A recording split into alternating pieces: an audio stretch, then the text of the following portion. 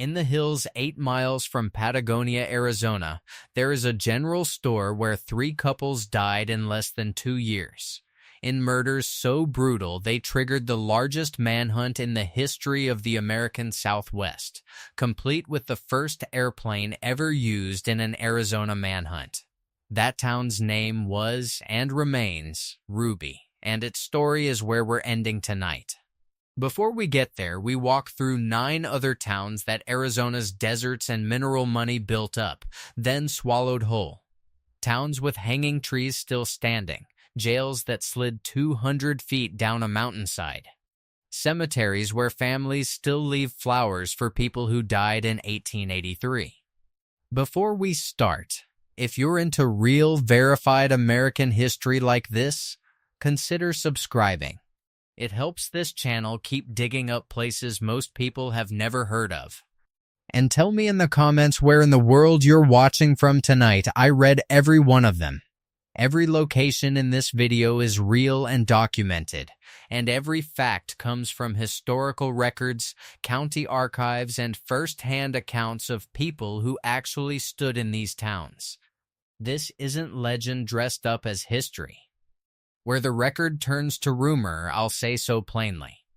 Let's start the countdown at number 10 and stay until the end, because that final town story is one of the darkest in the entire American Southwest.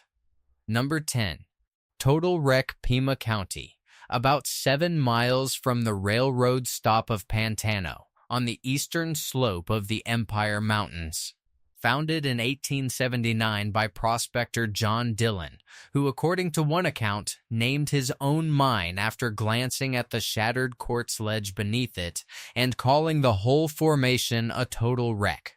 By the early 1880s, Total Wreck was no joke of a settlement.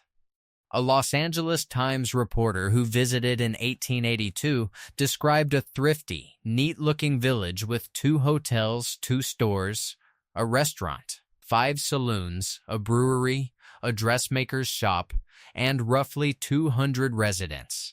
It had its own resident magistrate and deputy sheriff, and locals bragged that 90 armed men could be mustered inside an hour if trouble came. What survives today is a persistent local legend that businessman E.B. Salsig took a bullet to the chest in a shootout and lived, because a thick bundle of love letters in his vest pocket stopped the round before it reached his heart. The story goes he later married the woman who wrote those letters. Whether the bullet truly struck paper before flesh is something the record can't confirm, but Salsig was a real resident, and the mine did produce roughly $500,000 in silver before it collapsed by 1890. Only crumbling smelter walls and a hillside cemetery remain now, reachable only by 4-wheel drive over rock the color of rust. Total Wreck earned its name by accident. The next town on this list earned its reputation with a stagecoach, a stolen fortune, and a killing that helped light the fuse for one of the most famous gunfights in American history. Number 9, Contention City, on the east bank of the San Pedro River in Cochise County, about 10 miles northwest of Tombstone. The town was born out of an argument. In 1879, prospectors Ed Schieffelin, Ed Williams, and Jack Friday disputed who had rights to a rich silver vein, and when they finally agreed to split the claim, they named the resulting mine Contention, a permanent reminder of the fight. Because Tombstone itself had no water to run stamp mills, the ore had to travel here, to the river, where 2 mills, the Contention and the Sunset, pounded rock into powder around the clock. Within months, the town had grown past 100 residents, and by the mid-1880s, the district was processing tons of silver ore a day. Contention City sat directly on the road used by Wells Fargo stagecoaches hauling bullion out of Tombstone, and in March of 1881, one of those coaches was ambushed just outside town. The driver, Eli Bud Philpott, was shot dead in the attack, and historians widely believe the fallout from that robbery deepened the feud between the Earp brothers and the Clanton-McClory faction. A feud that exploded weeks later at the OK Corral when the Tombstone mines flooded in 1886 and 1887. After a major regional earthquake, the mills at Contention City fell silent for good, and the post office closed by the end of 1888. Today, almost nothing stands, just scattered adobe fragments and stone foundations along the riverbank, deliberately leveled in later decades to keep squatters out. Contention City's violence came from outside, a stagecoach robbery that rippled outward into legend. The next stop on our list built its violence into the architecture itself, with a tree that served for years as the only law in town. Number 8. Harshaw, in the Patagonia Mountains of Santa Cruz County, about 70 miles southeast of Tucson. The town takes its name from David Tecumseh Harshaw, a rancher who discovered silver here in 1873 while grazing cattle on leased land. Word spread fast, and by 1880 Harshaw had swelled to roughly 2,000 residents, with mines producing over $1 million in silver in a single year. The boom didn't last. When silver prices collapsed after Congress repealed the Sherman Silver Purchase Act in 1893, the town's reason for existing simply vanished, and the post office shut down for good in 1903.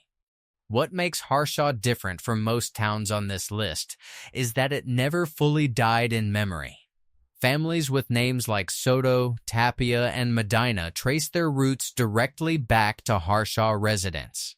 And every year around All Souls' Day, descendants still climb the hill to the cemetery, decorating graves dating to the 1880s.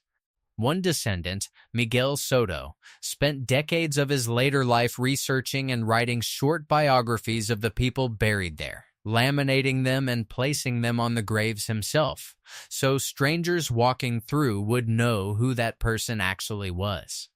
Today, mining has returned to the hills above Harshaw, and the old cemetery sits uneasily close to a modern industrial operation. Harshaw is a town remembered with tenderness. Our next entry is remembered mostly for its furnace, a smelter so remote that even the company that built it seemed to regret the decision. Number 7. Swansea, in the desert of La Paz County, roughly 50 miles southwest of Lake Havasu City. Copper prospecting here dates back to 1862, but the town didn't take real shape until 1908, when the Clara Consolidated Gold and Copper Mining Company set up headquarters at a camp then called Signal. A year later, once a smelter was built and a post office opened, the settlement was renamed Swansea, after the Welsh city where much of the ore had previously been shipped for processing. At its peak, Swansea had roughly 500 residents, an electric light company, an auto dealer, 2 cemeteries, and its own short rail line to the town of Baus. But Swansea's finances were shaky from the start. The company spent heavily on surface improvements meant to impress investors. While mining and smelting actually ran at a loss, the furnace consuming more coke than the copper it produced was worth. The original company went bankrupt by 1912. A new owner, the American Smelting and Refining Company, rebuilt much of the town in 1914 and kept it alive through the First World War. But when copper prices crashed afterward, and the Great Depression hit, the mines closed for good in 1937. What's left today is unusually intact for such a remote site: a reverberatory furnace, adobe walls, foundations, and a railroad grade, sitting in open desert with no fence and no gate. The Bureau of Land Management now manages the site and warns visitors that the open mine shafts scattered through the surrounding hills are still live hazards. Swansea was built on borrowed optimism that never paid off. The next town on our list had the opposite problem. It made more money than almost anywhere else in Arizona, and that money is exactly what got people killed. Number 6. Fairbank. On the banks of the San Pedro River, about 10 miles west of Tombstone. Fairbank owes its existence entirely to the railroad. When tracks reached this spot in 1881, the town became the closest rail depot to Tombstone, then a booming city of roughly 15,000 people, and every bit of freight, ore, and passenger traffic in and out of Tombstone had to pass through here first. The town was formally named in 1883 for Nathaniel Kellogg Fairbank, a Chicago investor who helped finance the line and founded the Grand Central Mining Company. By the 1890s, Fairbank was served by 4 separate railroads and had grown into a genuine commercial hub. Because Fairbank controlled the flow of money moving out of the Tombstone mining district, it drew the same kind of attention a bank vault draws. The most notorious incident came in February of 1900, when a gang attempted to rob a Wells Fargo shipment at the depot in broad daylight. The express messenger, Jeff Milton, was shot through the arm but managed to fire back and kill one of the robbers before the rest fled.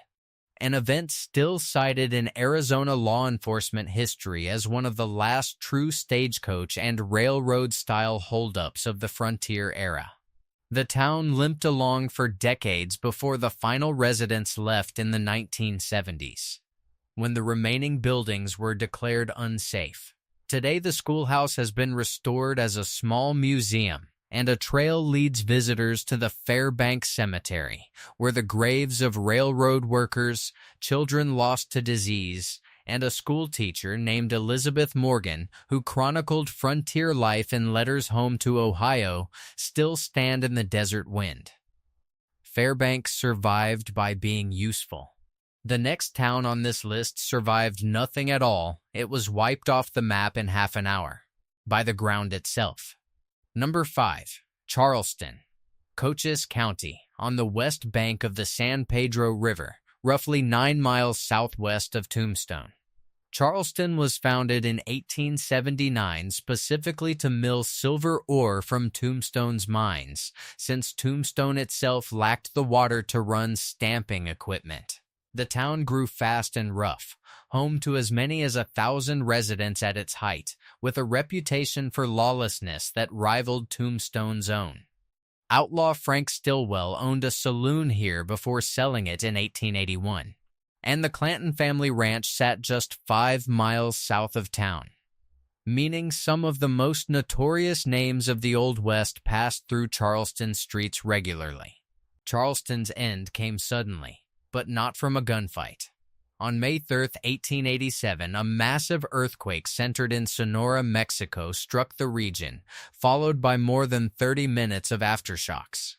Because Charleston's buildings were adobe, sun-dried mud brick with no reinforcement, the quake left every structure unsafe to occupy. Combined with the Tombstone mines flooding the year before, which had already halted the milling that gave Charleston its reason to exist, the earthquake finished the job. The post office closed within a year, and by 1889, Charleston was fully abandoned. In the 1890s, Mexican immigrants briefly camped in the ruins, burning the remaining wooden structures for kindling. Decades later, soldiers from nearby Fort Huachuca used the crumbling adobe walls for World War II urban combat training, nicknaming the site Little Tunisia, and further destroying what the earthquake had left standing. Charleston was killed by the earth shaking beneath it. Our next town was killed slowly, by fire and decline, in a place people once swore had something buried beneath its post office. Number 4. Gleeson, on the south side of the Dragoon Mountains in Cochise County, about 16 miles east of Tombstone. Before it was Gleeson, this ground was known to the Chiricahua Apache as a source of turquoise, mined here for generations before white prospectors arrived. A settlement called Turquoise briefly existed starting in 1890, but it was copper, not turquoise, that built the real town. In 1896, prospector John Gleeson staked a copper claim that became the Copper Bell Mine, and the settlement that grew up around it took his name. By the early 1900s, Gleeson had grown to roughly 500 residents, with a two-story schoolhouse, a hospital, a jail, a bank, and a movie theater. Gleeson's most dramatic documented chapter is a fire, not a murder. On June 8, 1912, a blaze that started in a warehouse basement tore through the business district and destroyed 28 buildings before it could be contained. The town rebuilt almost immediately, and copper demand during the First World War carried Gleeson to its true peak. But the post-war collapse in prices, followed by the Great Depression, ground the mines down until they finally shut for good by 1940. What remains today are genuinely eerie ruins, a hospital reduced to broken walls, a jailhouse built in 1910 that still stands intact enough to serve as a small museum, and a schoolhouse whose foundation is the only proof it ever existed. Gleeson's ruins are haunting in their silence.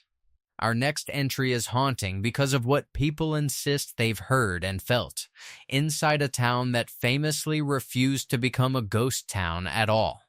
Number 3. Vulture City, about 12 miles outside Wickenburg in Maricopa County. Discovered in 1863 by Prussian immigrant Henry Wickenburg, the Vulture Mine went on to become the single richest gold mine in Arizona history, producing more than 340,000 ounces of gold before it finally closed. At its peak, Vulture City held roughly 5,000 residents, miners, merchants, and by every account a healthy population of outlaws, drawn by all that loosely guarded gold. Wickenburg himself sold his stake early on and reportedly regretted it for the rest of his life, watching from a distance as other men grew wealthy off the mine that bore his discovery. The town's most infamous landmark is the Hanging Tree, still standing today, where 18 men accused of stealing gold from the mine were executed, most without anything resembling a formal trial. Miners caught smuggling ore in their boots or their lunch pails were dealt with fast and permanently, and the tree became something like an open secret, a form of company justice nobody talked about too loudly. In 1942, the federal government ordered non-essential gold mines shut down to focus resources on the war effort, and Vulture City emptied out almost overnight, sitting abandoned for decades until restoration work began in 2017. Visitors today can walk through more than a dozen original buildings, including one small room inside the site that staff and guests alike describe as unmistakably different, colder, heavier, unsettling in a way that's hard to put into words, though nobody connected to the site claims to know exactly why. Vulture City hanged its accused in the open, under a tree everyone in town could see. Our next town built an entire identity out of the fact that its dead may never have actually left. If you've made it this far, thank you for sticking with me, and hit that subscribe button now if these deep dives are your thing. There are only 2 towns left, and they're the reason this list exists. Number 2. Jerome, built into the side of Cleopatra Hill in Yavapai County, overlooking the Verde Valley. Mining claims were first staked here in 1876, and by the early 20th century, Jerome had exploded into one of Arizona's largest towns, with a peak population estimated at around 15,000 people, briefly larger than Phoenix. The mines here eventually produced roughly $800 million worth of copper, gold, silver, and zinc before the last one closed in 1953. During its boom years, Jerome earned a nickname that stuck for a century: the wickedest town in the West, a reputation built on a population that skewed roughly 80% male, and streets lined with saloons, gambling dens, and a red light district that operated openly rather than in secret. Jerome's most photographed oddity is its sliding jail, a lockup built in 1905 directly into the hillside. In the 1930s, a series of landslides, triggered in part by underground mining blasts, caused entire sections of Jerome's business district to shift downhill, and the jail itself slid roughly 225 feet from its original foundation, coming to rest, still standing, near a road it once had no relationship to at all. But Jerome's deeper reputation for haunting centers on a different building entirely. The former United Verde Hospital, now operating as the Jerome Grand Hotel. Historical estimates place the number of deaths inside that building, across its decades as a working hospital, in the thousands, and today it's widely regarded as one of the most consistently reported haunted locations in the entire state. Rather than emptying out and dying like most of the towns on this list, Jerome nearly did exactly that in the mid-20th century, dropping to barely 50 permanent residents before artists began moving into the abandoned buildings in the 1960s and slowly rebuilt it into the town that stands, occupied and unsettling in equal measure. Today, Jerome slid, and cracked, and nearly died, but it always had people in it. Our final town emptied out because of what those people did to each other, and it remains, even now, the single darkest chapter in Arizona ghost town history. Number 1. Ruby, in Bear Valley, Santa Cruz County, tucked below Montana Peak near the Mexican border. Mining here began in the 1870s under the name Montana Camp. But in 1912, storekeeper Julius Andrews secured a post office for the settlement and named it after his wife, Ruby, by the mid-1930s. Under the ownership of the Eagle Pitcher Mining Company, Ruby had grown into the largest mining camp in southwestern Arizona, with a population of around 1,200 people, a 4-room schoolhouse serving roughly 150 children, and its own jail. But before any of that growth happened, Ruby earned a permanent place in Arizona history through violence. In February of 1920, the owners of the Ruby Mercantile were robbed and shot to death inside the store. The next owners, warned explicitly about the danger, bought the store anyway, and in August of 1921, they too were murdered in the same building, a crime that reportedly included the killing of the store owner's wife. Local legend held that the ground beneath the post office was cursed, supposedly by an old-timer who had predicted doom for whoever occupied it, though that piece, the curse itself, is folklore, not documented fact. What is documented is the manhunt that followed a third related killing in July of 1922, when 2 of the original suspects escaped custody after killing 2 more men. Law enforcement mounted the largest manhunt in the history of the American Southwest in response, using, for the first time in Arizona law enforcement, an airplane to search the surrounding mountains from the air. One suspect, Manuel Martinez, was eventually captured, convicted, and executed in 1923.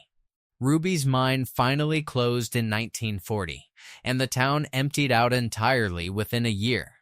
Today it stands as one of the 2 best-preserved ghost towns in Arizona, roughly 25 roofed buildings, including the old jail and school, sitting empty under Montana Peak, visited by people drawn less to the architecture than to the story of what happened inside the walls of one small, unlucky store. 10 towns, 1 state, and every single one of them left something behind. A tree, a jail, a cemetery, a store that couldn't be sold to a third owner without a warning attached.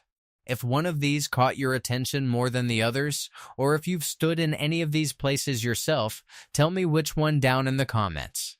And if you want the next county's worth of forgotten towns, the next set is already being researched. I'll see you there.